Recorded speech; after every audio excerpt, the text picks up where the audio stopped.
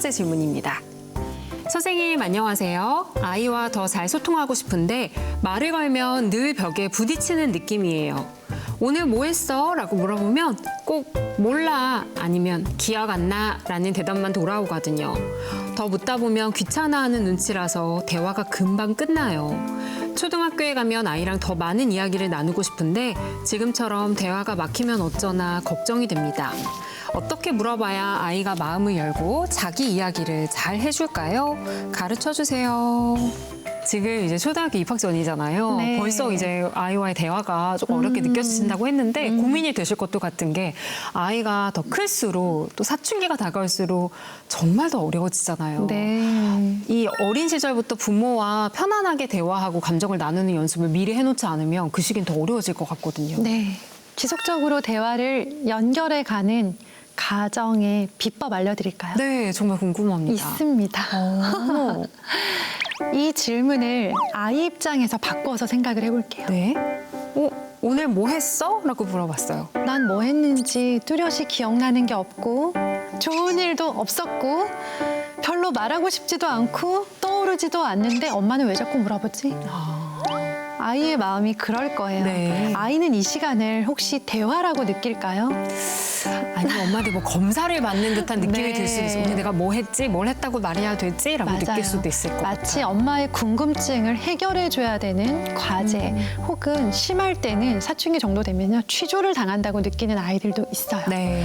우리가 흔히 대화라고 부르는 건요 내 이야기를 하고 싶은 이야기를 할 수 있을 때, 했을 때 대화를 나눴다고 말하잖아요. 네. 그런데 아이 입장에서는 하고 싶은 얘기는 하나도 하지 못했고 궁금해하는 건 정말 생각 안 나서 귀찮아서 모른다고 말했는데 그것 때문에 혼이 나거나 엄마가 서운해하는 상황인 거예요.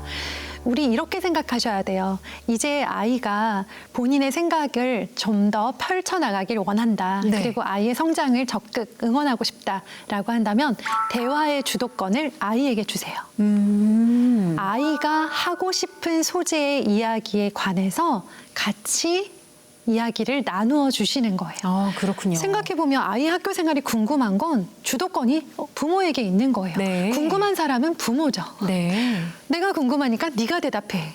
네, 라는 식의 대화라고 한다면 아이의 머릿속에는 지금 정말 많은 자기중심적이고도 상상력을 마음껏 펼치고 있는 오직 자기 흥미 안에서만 있는 자기만의 세계가 가득해 있을 텐데 이걸 들어줄 사람이 필요한데 부모님은 계속 학교 생활에 대해서만 물어보는 거예요. 네. 아이가 먼저 이야기를 꺼낼 때까지 기다려주세요. 기다리다 보면 아이가 어떤 이야기를 꺼낼 텐데 정말 이 얘기를 왜 하지? 하나 싶은 이해되지 않고 궁금하지도 않고 공감도 되지 않는 어떤 소재를 꺼낼 거예요. 네. 아이들은 그걸 꺼냈을 때 부모님의 반응에 따라서 앞으로의 대화를 어떻게 진행할지를 결정합니다. 아, 그러니까 저도 항상 아이에게 오늘 유치원에서 뭐 했어? 라고 물어보면 몰라, 기억 안 나 라고 대답을 하고 정말 어떻게 보면 중요하지 않다고 느껴지는 네. 그런 이야기들. 뭐 한이가 오늘은 머리를 이렇게 따고 왔는데 이런 이야기들을 꺼내요. 그럼 저는 그래서 오늘 뭐 했는데 제가 궁금한 것들을 물어보고 있었거든요. 맞아요. 아이의 머릿속에는 친구가 머리 이렇게 했고 네. 친구가 어떤 옷을 입고 왔고 이런 게 가득한데 그 주제의 대화를 이어나가지 못했다는 생각이 드네요. 이런 대화의 가장 좋은 점은 뭐냐면 아이가 부모님이 궁금해할 것 같은 이야기 혹은 본인이 잘했을 때만 대화를 시도하는 게 아니라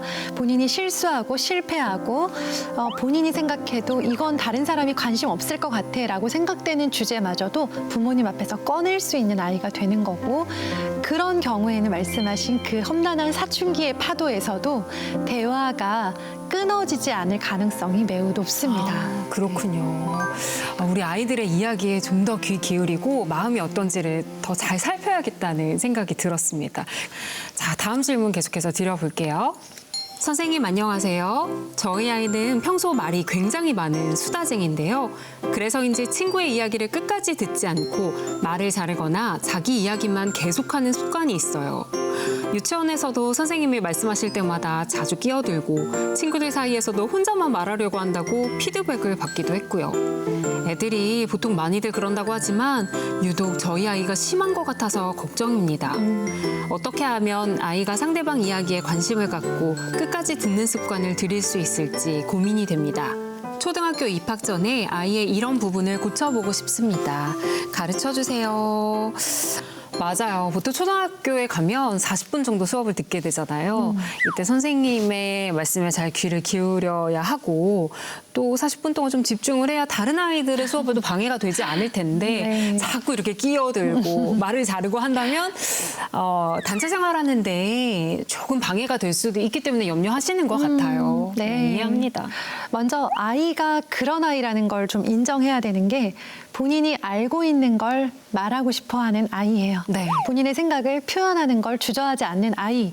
자, 어쨌든 좋은 장점을 가진 아이다라는 걸 전제로 하시고요.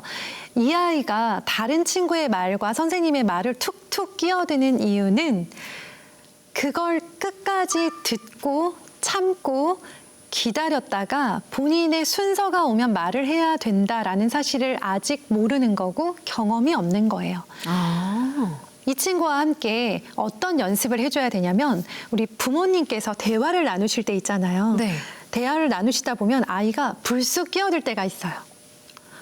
예를 들어 이번 주말에 에버랜드를 갈까 롯데월드를 갈까라는 이야기를 하고 있다면 부모님께서 서로 의견을 나누고 있는데 그 이야기는 아이한테도 너무나 즐거운 이야기잖아요. 본인도 본인 생각을 말할 수 있는 상황이잖아요. 네. 그러면 나는 에버랜드가 좋은데 왜 그러냐면 동물이 많고 내가 좋아하는 기린이 있고 하면서 충분히 끼어들 수 있는 상황인데요.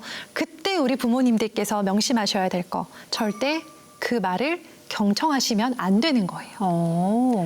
지금 아이는 본인의 의견을 내는 시간이 아니라 말하고 있는 사람들의 말이 끝나기를 기다렸다가 본인이 말을 해도 되는 상황에 양해를 얻고 말을 하기 시작을 해야 되는 거예요. 네. 근데 우리 부모님들께서 가정에서 아이들과 대화가 중요하다라는 이야기를 많이 들으시고 아이들이 대화를 하고 싶고 같이 얘기를 하고 싶을 때마다 끼어드는 상황들에 대해서 전혀 제지를 하지 않으세요.